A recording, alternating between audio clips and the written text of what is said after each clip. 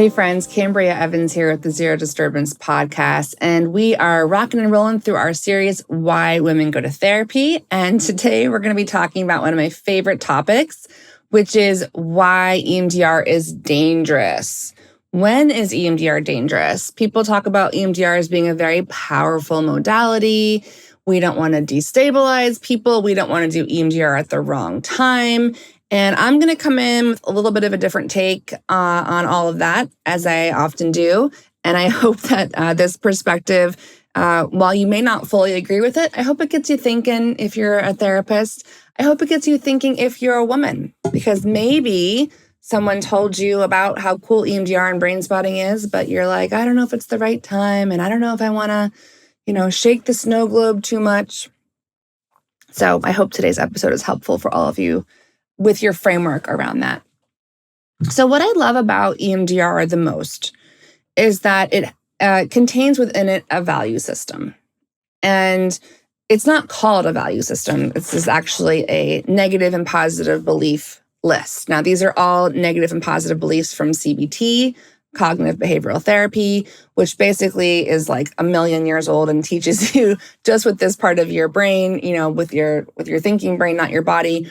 I am good. I am fine as I am. I am safe. I have control. I have choices. If you're curious about your own beliefs and how they're stored in your nervous system, you can opt into the Zero Disturbance mailing list. We have a belief inventory assessment. It's really cool to see how your different parts believe different things about you. It's a really nice way to kind of look in a mirror and see where you are and who you are. But it's interesting to think about the value system that EMDR offers people, because what this basically says is that regardless of how you got the negative belief stored in your body, let's say it was something traumatic that was like a big T trauma. Let's say it was like a bunch of little T traumas because somebody was mean to you as a kid and gave you negative beliefs about yourself. Let's just say you watched commercials as a woman in the world and all of them told you that your body was not okay the way it was. It was too fat, too skinny, your boobs were too small, too big, like pick an example, right? So let's say that you have been through any of these things, which by the way is all of us, okay? And let's say that you realize, because EMDR says so, that you are actually allowed in our value system as EMDR clinicians to have every positive cognition be fully actualized. This is literally what I do in my office all day, every day, right? Someone comes in and says, I have a negative belief. A part of me believes I am bad, or a part of me believes I am not safe. A part of me believes I am not powerful. And what do? We go in with the EMDR tappers. We find the part of them that is confused. It's often a younger part about themselves. We clarify and neutralize. So that part is crystal clear about their goodness, their safety, their power, control, and choices now, and their responsibility and the actions and guilt around that and shame. So that is like one of the coolest cleanups that we get to do as women, right? We clean our houses, we clean our laundry, but like cleaning up confused negative beliefs of self, again, no matter where they came from, whether we want to call it trauma or learning or programming, doesn't matter to me. We have it in us, we clean it up, we neutralize it. It's clear we are fully in our positive beliefs of self. So if that's the value system with EMDR, which sounds pretty great to me, makes sense to me, sounds a lot like feminism and social activism to me, then why would it be bad? Why would it be dangerous to help someone's parts get fully aligned in their minds, in their bodies, to move them fully into their positive beliefs of self? Well, I think it depends on who you ask. And I think it depends on the system they're programmed in and their value system. Let me give you an example. When you are an EMDR consultant like myself, you get a lot of women who have had traumatic experiences who are now in a legal process.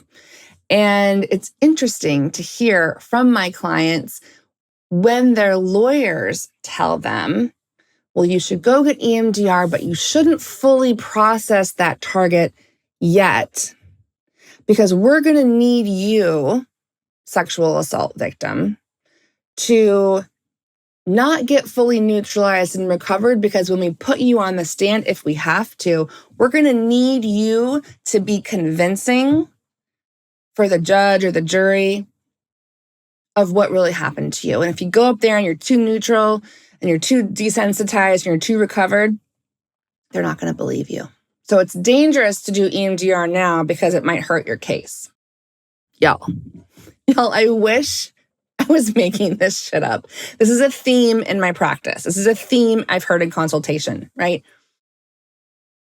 So when we notice these themes around how people manipulate the powerful goodness of EMDR and trauma work, here's what I notice.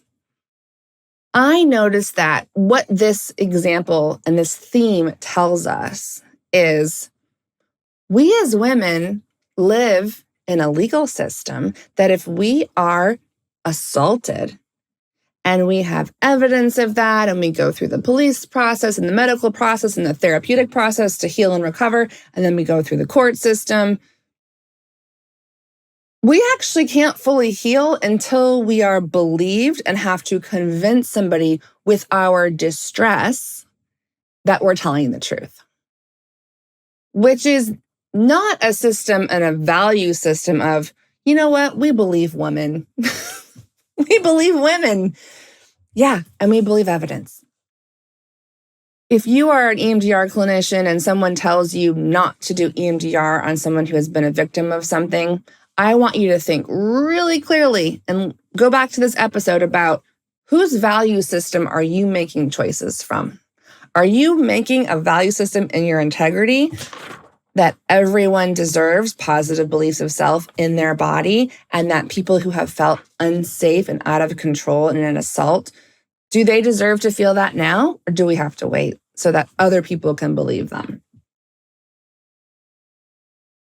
Another time that people tell us that it's dangerous to do EMDR is when we have a client that they call highly dissociative. And what that means is that that client has parts of them who take breaks, who zone out, who shift into other parts of self, who just, quote, aren't there.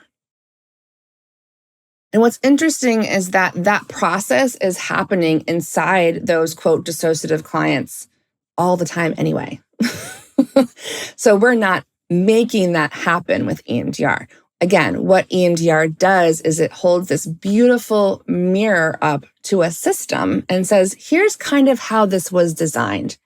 And we're going to kind of figure out like why it was designed that way, because it 100% makes sense. Like your system typically makes sense unless you have a more severe diagnosis like psychosis or schizophrenia or bipolar. Like your system's designed based on what it's learned over time.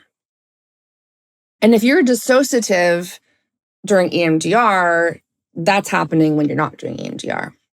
And so then the question I like to ask is it dangerous to show someone who they are? Is it dangerous to show somebody how their system is designed? And how do we hold our value system as clinicians in terms of allowing the client or allowing a woman to decide when she's ready to see herself clearly, when she's ready to actually be the owner and to be self-led and say, here's all my parts, and here's how this part dissociates, and here's how this part does this, and here's this adaptation from perfectionism, to be able to see herself clearly and make choices from that clarity. Who am I as a clinician to say, I don't know if you're ready for that, right? I think it's an important clinical reasoning question, but I tend to default to this case better be incredibly severe. This person better be in a super unstable, unresourced space that I'm actually concerned about their safety in order for me to withhold that from them, right? I was interviewing an incredible EMDR clinician who I respect a lot, Mara Tessler-Stein, here on the podcast several years ago, about this question of like, should women who are pregnant do EMDR? is that dangerous for the pregnancy and the baby? And she and I had a really beautiful conversation that changed a lot of my programming and fear-based reasoning from my basic EMDR training, which is like, why would you withhold this from somebody who's pregnant? Why would you not allow a pregnant woman who's growing a person inside their body, why would you not let them go into their positive beliefs of self for themselves and the baby? You better have a damn good reason why you are withholding medical treatment that would provide relief for them. That's the default, right? That should be the default. Another reason why EMDR is really dangerous for women is probably like my most exciting answer in this episode that I'm the most excited to share with y'all. Because it's what I've experienced as someone who does EMDR with my therapist. It's what I see in my office every day in terms of themes with my patients, which is that because EMDR has a value system that clearly states we should all be in these positive beliefs of self, not just in our minds, but in our bodies, right? What that does is it creates a safety system of clarity. What does that mean? When you're clear that you're good, that you deserve respect, that you're worthy, that you're attractive, that you're fine as I am, when you are clear that, I'm safe now, or I have control and choices, when you're clear that me saying as a woman, I am powerful, that's not shameful, that's not bad, that's on the list. Like, I'm allowed to be powerful as a woman. When you get that clarity as a woman, a couple of things happen. And they're going to change your whole damn life. What happens is it completely challenges where you are and what you've been told about yourself in the world. What does that mean? It not only challenges all the programming you got that was meant to control you, manipulate you, have you be subservient to someone else, whether it's an employer, a partner, whatever, the patriarchy. But it also allows you to see how you have made choices in your life from where you were, right? When I don't have my negative beliefs of self fully pushed into the positive, right? When I have a part of me that's like, I'm responsible for regulating other people because I learned that as a kid, or I'm bad if I don't do this perfectly, or I don't get to be powerful as a woman because that's a bad look. Like, women aren't supposed to think that. That's a shameful thing for a woman to think, right? These are just examples. These are themes. When we realize that we have been making choices in our own life that we have to live, like it's ours, we're in it every day, all day. When we've been making choices from these confused places without clarity, without being fully in our positive beliefs of self and self-led, it's like the whole picture looks and feels different. It is disorienting. It is life-changing. And what's true is that this is dangerous for women because your life is going to now be different. Even if you don't leave the marriage, even if you don't change your toxic work environment, even if you don't make different choices with your parents and family of origin, you are going to see it and feel it differently because you are going to experience yourself as a whole, complete person for the first time ever. And why is this dangerous? Because it's going to require you to do things differently, and it is going to shake up the structures around you. It is going to shake up your relationships.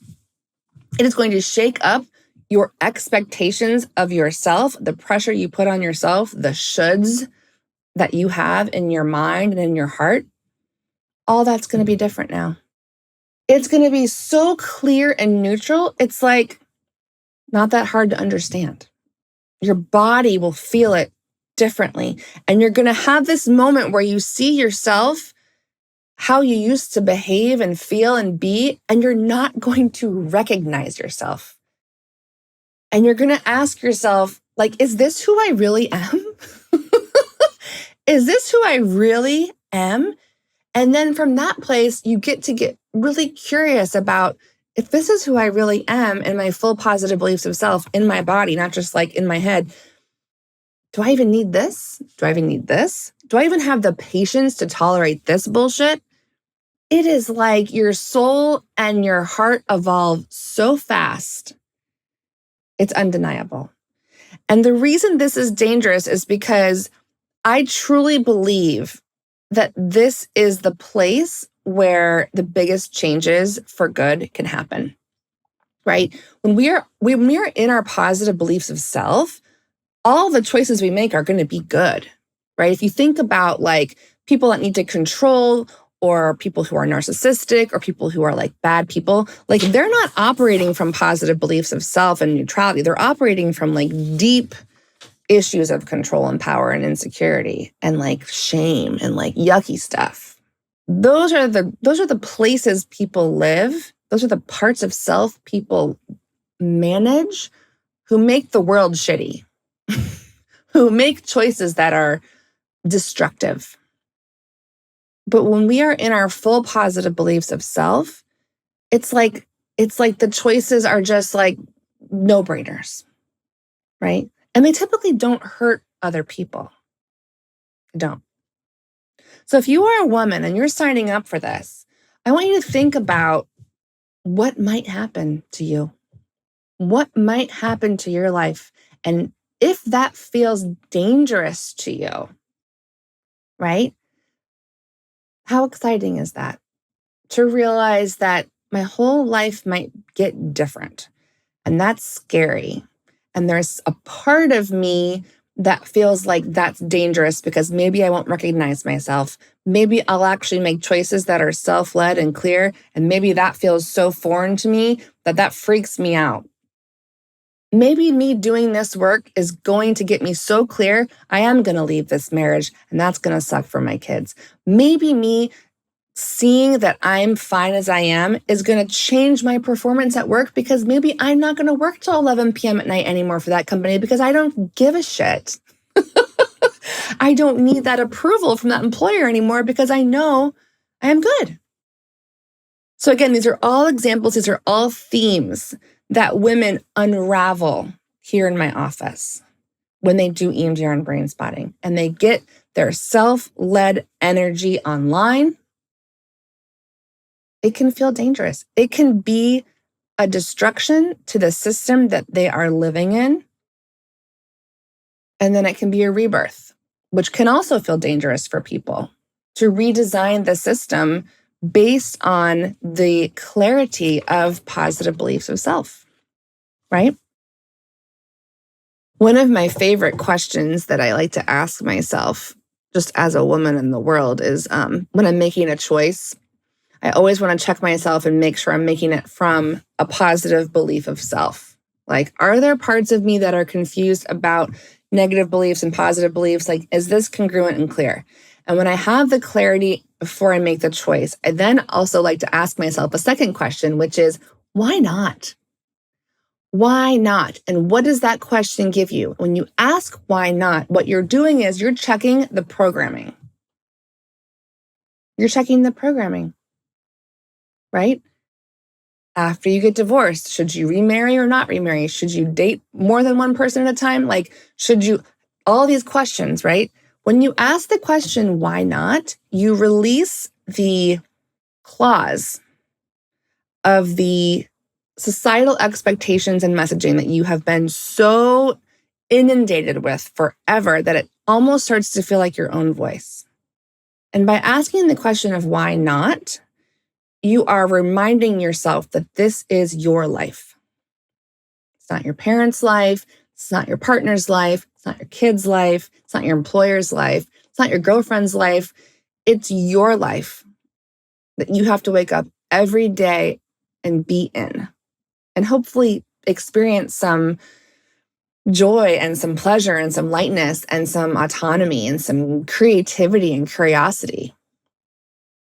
And asking the question, why not, gives us some flexibility to think outside the box of the programming, which I think is really exciting and kind of the whole point of being alive.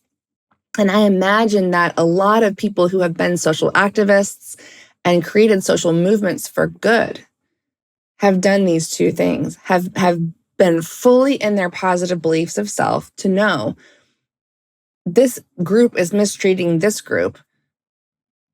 That's not okay because we all have the same positive beliefs of self. It's a right, it's a value that we all should be holding. Just because this group forgot or doesn't want to agree with it doesn't change the fact that this group knows that they are worthy, that they are good, that they are equal. It doesn't change that. It's not up for debate. It's neutral. It's not up for negotiation, right? And the third thing that I like to think about when it comes to why EMDR is dangerous and making choices from these places as a woman is the question of why is this right on time? Because I think that women are taught to consider so many different perspectives and not trust themselves. Women are so disconnected from their intuition. They're so disconnected from their own emotions because they're told that their emotions are bad and out of control and like not logical. And it's like your emotions and body sensations are some of the richest information centers there are. Period. Okay. And so the question of why is this right on time challenges this idea that something is happening that shouldn't be happening and it's against me. And I love to get into my belief of I am powerful and I have choices and flip it on its head and say, ooh, why is this right on time for me? What is this teaching me? What is this giving me? What is this expanding for me? What is this inviting me to do in terms of showing up as my full, powerful, competent self? Why is this right on time? This illness, this divorce, this job loss, this friendship dissolving, why is it right on time? And y'all, I'm going to tell you something. I am not one to say that, trauma has benefits. Like, it sucks when somebody comes in and tells me really awful things that have happened to them. I don't wish that on my worst enemy. And there are times that we go through that show us what we are capable of and what we are capable of developing and learning and seeing and understanding and expanding. And it is actually quite rare that we grow without challenges, right? And so I think that what's interesting is that when we ask the question of why is this right on time, we might not ask that we wanted to learn that thing. Like maybe we're like, didn't choose that, right? But when something comes in and we ask, why is this right on time for me? We have a power and agency over our own learning about ourselves and the world, which puts us even further into our positive beliefs of self. So I hope this helps us think about a very clear and simple framework when it comes to this question of like, when is EMDR dangerous? Or when should you not do EMDR? Or why is EMDR dangerous? It's because it's going to change your life for the better. A lot of people don't like that. So I hope this framework gives you a different clinical perspective if you are an EMDR therapist or brain spotting therapist. I hope that if you're a woman in therapy, that you hear this and you feel excited to go do the work, that you feel like amped up to go see yourself, know yourself, claim yourself, and be your own damn leader of your system that you can see and redesign. You can do it. It's what I see here in my office every day, all day, and it is awesome. It is why, as a therapist, I will never have burnout. Like a talk therapist, I think the average is like 7 years, and they're like, I'm out of here. This is looping, and I can't handle this. It's heavy. The energy I get to experience in here is transformative. It is transformative, and there is nothing dangerous about that when it comes to being in our life that we deserve on our terms. So with all that being said, I appreciate us getting curious together about what matters and what's clear and what's just kind of noise. And I look forward to being together next time. In the meantime, y'all be well.